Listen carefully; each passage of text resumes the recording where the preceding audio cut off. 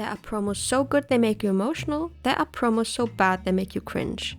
And there are promos that change your brain chemistry, promos that you quote constantly, promos that are era-defining. But what exactly is a promo? A promo can be either an in-character interview, a skit, or a monologue, and is a way for the wrestler to advance their storyline. What a musical achieves by having their protagonist sing their I Want song, a promotion achieves by having their wrestler cut a promo on their opponent.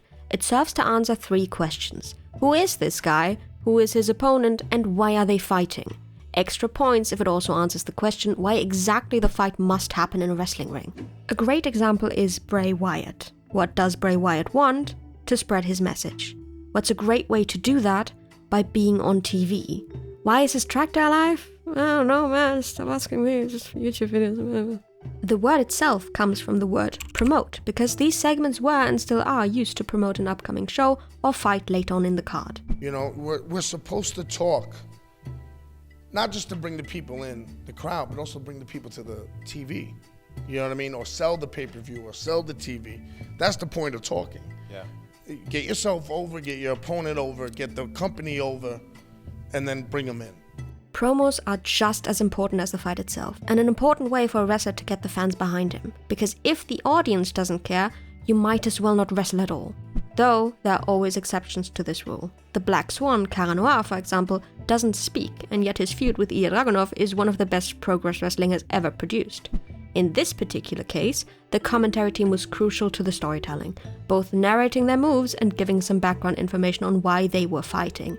But again, silent characters like this can only work if they have an opponent, and a commentary team, skilled enough to work around this, and the in-ring storytelling skills to carry that story by itself. It's this weird clash of Swan Lake and War and Peace, this anarchy and beauty, this theatre of violence. And another way to get around cutting a promo is to get a manager to act as your mouthpiece.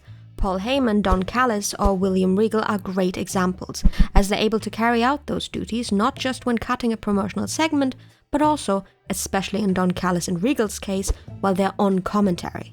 And while this gives the wrestler standing silently next to their manager an air of danger, it also poses an emotional barrier that can be helpful or harmful depending on which way the progression of the character goes. Stay a heel, keep that emotional disconnect, and have your manager generate heat, or turn face and try to get over, now by yourself. Because getting someone to talk for you and still having the fans form an emotional connection to you is damn near impossible.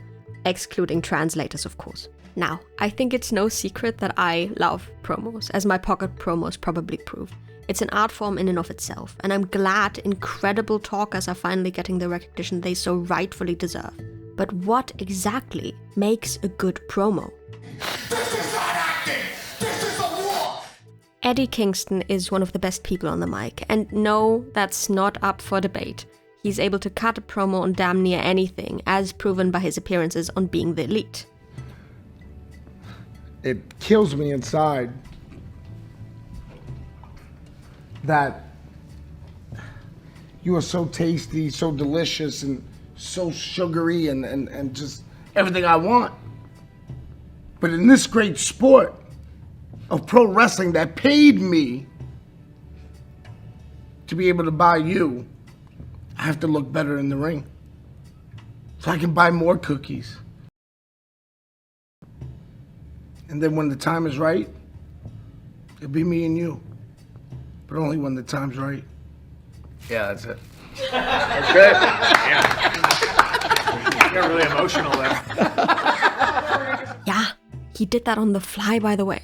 He's quickly able to build a story, find the right words, and deliver them with enough tenacity to be believable. Even on something as trivial as a bag of Sour Patch Kids. Especially on something as trivial as a bag of Sour Patch Kids. Because once you're able to create believable emotions around an unresponsive object, creating emotions around a feud with a real person that can actually react to you is easy, provided the person reacts correctly. But I can't teach kids how to do promos. I can't. I don't know how to. Yeah. Play your role and know who you are. And that's what this is really all about. Most wrestlers play a role for TV. Eddie seems to not be, except he is, in a way. You're right. But my thing, when I tell kids about promos, I go, it's therapy for me. Yeah. Legit, it's therapy. I take whatever the fuck happened that week, that day, that year, or whatever, and I mash it with pro wrestling. And then I just spit it out. They're like, oh, but it's so realistic. Yeah, because it's legit how I'm feeling. I'm just putting it into wrestling terms. We are all just actors trying to control and manage our public image. We act based on how others might see us. Humans behave differently in front of their family, in front of their friends, in front of strangers, and when they're alone. When we first started dating, my partner noticed that I had an outside voice, a voice I use for interacting with strangers. This, as well as other behavioral changes, is considered masking, a sociological idea central to sociologist Irving Goffman's dramaturgical theory in his book, The Presentation of Self in Everyday Life. People act like performers, displaying different masks or personas to navigate social situations. This involves managing one's front stage, public performance, and maintaining a private backstage, to avoid shame and to be accepted by society. People who mask aren't necessarily great actors, as they usually only have to play one person, themselves. Well, you're one of those guys, though, where I don't know where Eddie Kingston the wrestler ends and Eddie Kingston the human begins. Yeah, no, it gets, yeah. Because Eddie Kingston is an extension of me when I was 17. Just turned up 1,000 notches. You know? He's still that kid from Yonkers. The tough, grizzled underdog is a role he has experience playing because he lived it. Rather than simply reciting a script, he puts himself into that headspace again and makes those lines his own. There's some times where I'll cut a promo in the back or I'll be in the ring and I got to walk away for like 10, 15 minutes to get back to who I really am, not Eddie Kingston. You know what I mean? Yeah. Real life experience is something insanely valuable, though time has proven that it is not necessary for success. William Regal, for example, played a lord despite growing up in a working class family and leaving school at 16. And that worked. When we watch wrestling, or any movie or TV show, or play, in fact, there's an inherent suspension of disbelief. I know he's not a real lord, but boy do I enjoy him giving Bobby Heenan a makeover. So unless a wrestler does something that disrupts that suspension of disbelief, also known as breaking kayfabe, we're gonna happily accept whatever that wrestler tells us as a fact.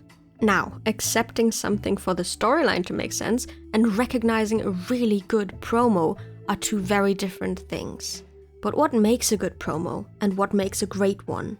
Let's look at a promo William Regal cut on Cesaro right before facing him in his last match for WWE. And recently I've been pondering over the legacy of William Regal. What's it all been about? I'm a vicious and sadistic and spiteful fighter. I've been a unique entertainer.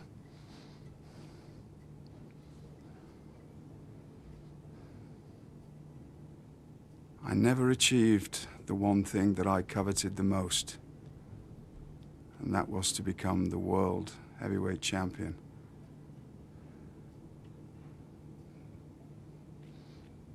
But that's my fault, because I have a wonderful knack of getting myself into a lot of trouble. But to the people who really know, I've always been a second-to-none world-class technical wrestler. That was until Antonio Cesaro came along. Because I know, even on my best day, he's 10 times the man and the wrestler that I've ever been. And he knows that. And that's what this is really all about.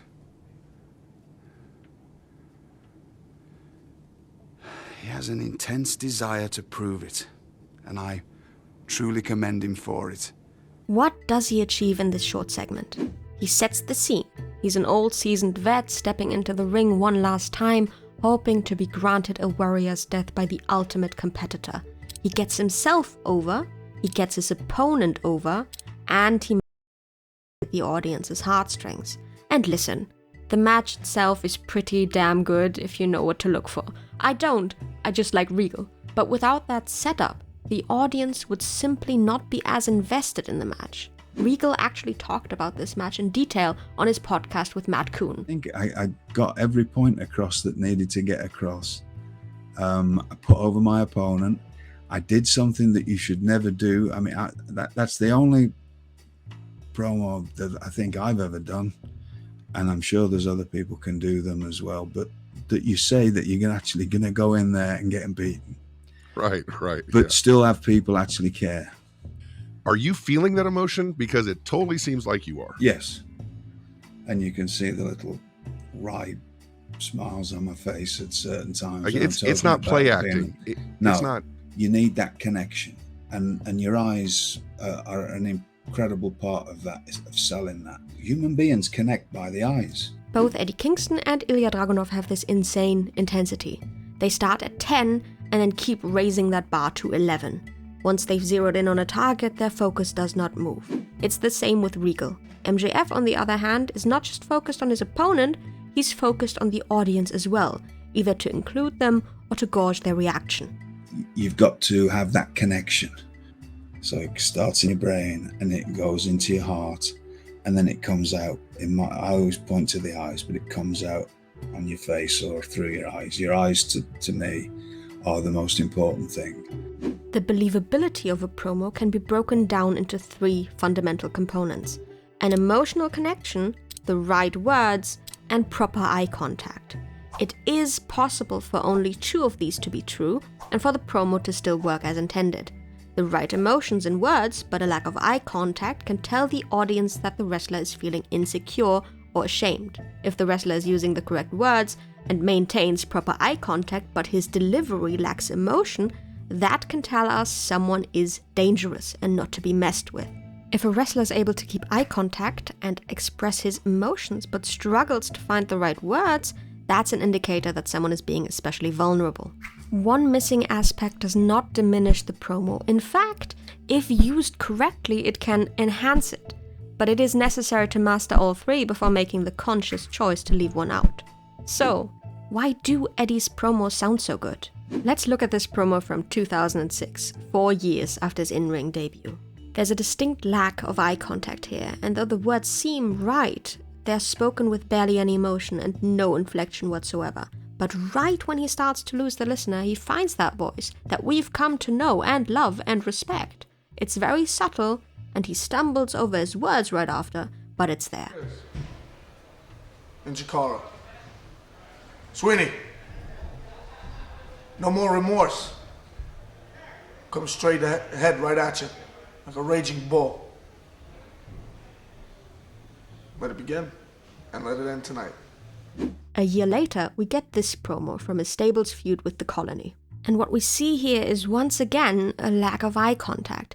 His eyes move from the camera to his stablemates and back. He's also smiling a lot, but it's more of an uncomfortable smile than a disrespectful one. The words are correct, but his delivery is once again hesitant. He's also speaking very quietly, almost conversationally, until halfway through, where right after an encouraging pat on the back from Joker, he delves into a more aggressive style. Joker and Sabian have to murder! I'm gonna be quiet. Murder those 3 little boys, those 3 ants. Then so be it. Because sooner or later, not just me, I'm not just gonna get the match that I want! I apologize. Let it go. Yeah. Joker and Sabian are gonna get the matches that they want. Because it's not just me that you guys are holding down. You're also holding down my friends. Chikara, the fans, Chikarison, Bob Saget. You're gonna give us what we want.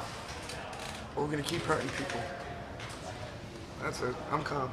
I'm good. See, it all started in April, and it's gonna end tonight. How? In August 2007, he cuts this promo on Lince Dorado. You're the only person to kick out of the back fist, Gary. He's the only one. If we compare to that first promo I could find, it's night and day. So what happened in those 2 years? Well, he had a match against Homicide a month after that first promo, and 2 against Loki in 2007. So then now everyone knows I'm close with Homicide and Loki. Still to this day, 18 years in, I'll send them a match or a clip, and they'll rip it apart. Wow. They'll rip it apart, and I'll go, oh, okay, they were right about that. Shit, I should have done that. Yeah, I should have been more aggressive there. that's a dumb spot. Why would I, they're right, why would I do that? You know what I mean? He was also in a stable with Joker and Sabian, which meant he didn't have to address the camera directly 100% of the time. He could turn to them and include them in his promos whenever he lost his train of thought, which then provided him with something he could react to. Here's another promo from 2006. That brings me to my point, friends. In this wrestling business, the way it's geared is that you don't have many friends.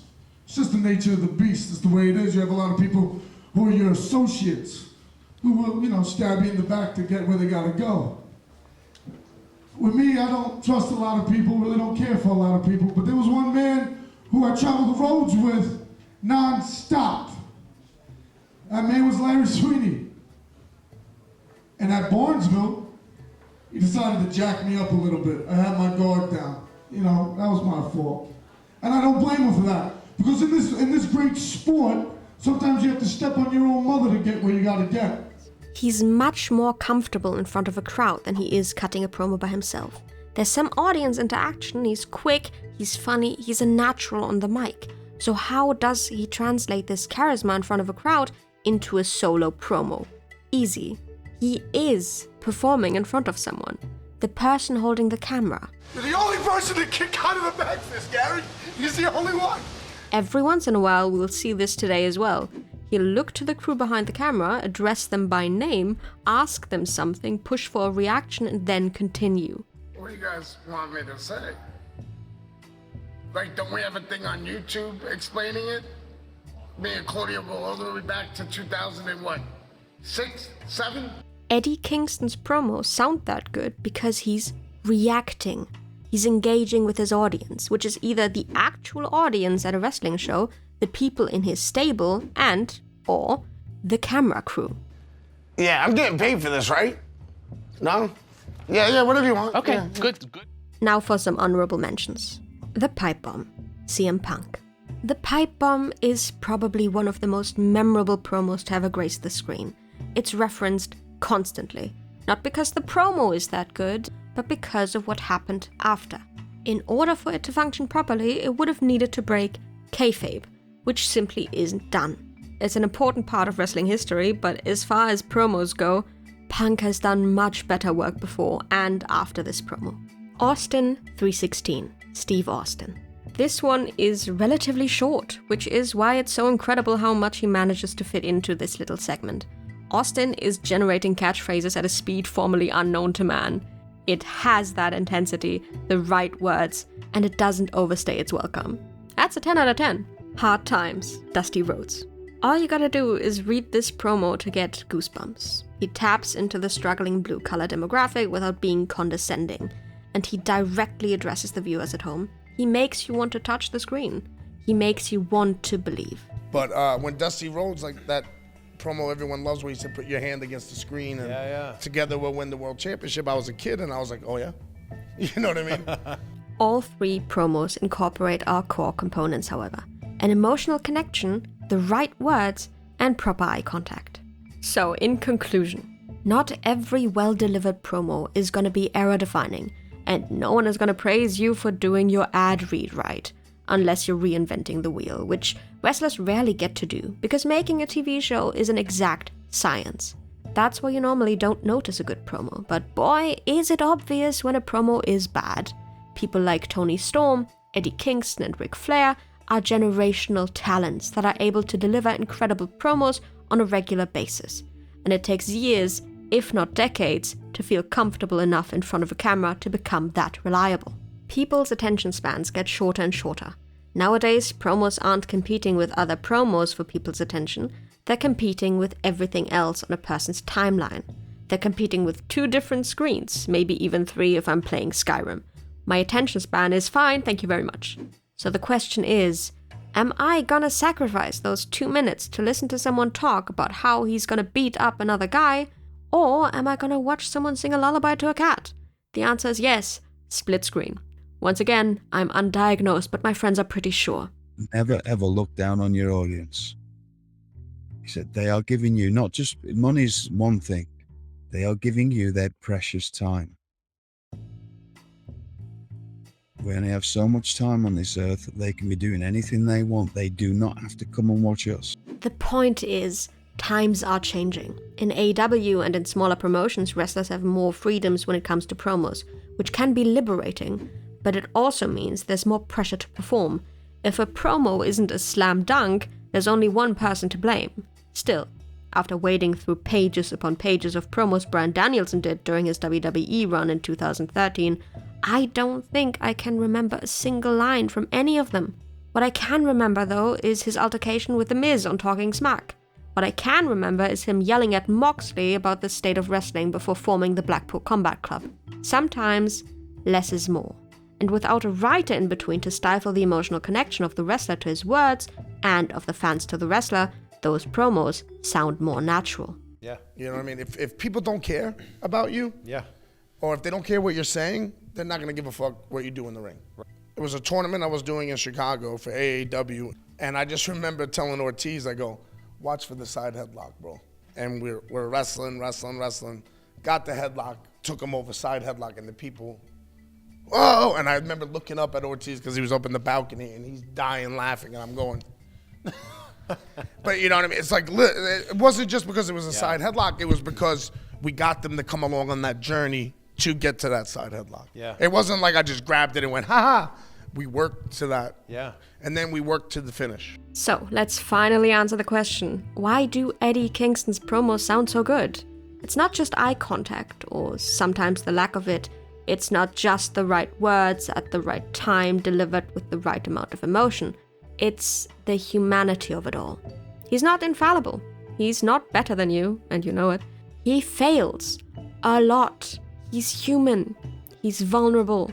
He makes himself vulnerable. He is willing to bleed. He's willing to die for what he believes in, no matter if he's right. In a business of larger-than-life characters, he's Eddie Kingston. You will feel me. Whatever I say or do, you will feel it. Thanks so much for watching. If you're in the mood for a more linguistic approach to promo analysis, check out my video on Ilya Dragunov, or if you want to see what I do with all the promos I watch, check out my bookbinding tutorial for Hangman Adam Page. Holla!